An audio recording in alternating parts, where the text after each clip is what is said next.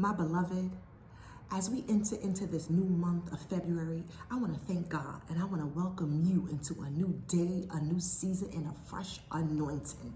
As we enter into February, I want us to focus on our sound of worship. You see, our relationship with God is deeply personal. Therefore, our worship is deeply personal. And sound, it always goes before a great move of God. Like when Joshua led the Israelites around the city of Jericho, they walked around the city once a day for 6 days.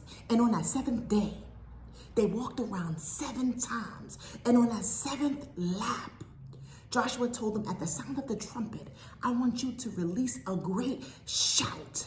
And at that sound of that great shout, the walls of Jericho came crumbling down.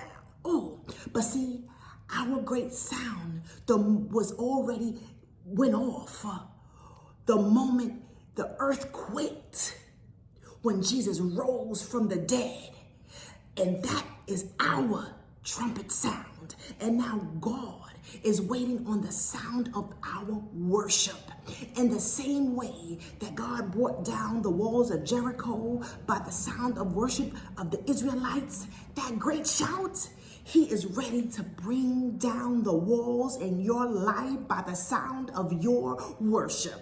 This month, I want you to open up your mouth. I want you to lift up a sound of worship like you never have before. Shock yourself with your sound of worship that has been locked up on the inside of you. See, the prophet Isaiah tells us, cry aloud, spare not.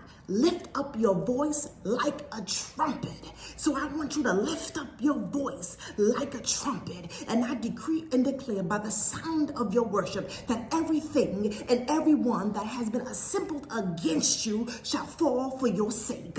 I decree and declare that by the sound of your worships, the scrolls that are written about you in heaven are opening up on your behalf. I decree and declare by the sound of your worship, God is pouring down blessings that you do not have room enough to receive. I decree and declare by the measure of your worship, you shall reap this season 100-fold. Oh God, I thank you for all that you are doing and all that you are about to do for all of your children who are not ashamed, who are not afraid to let out a great sound of worship.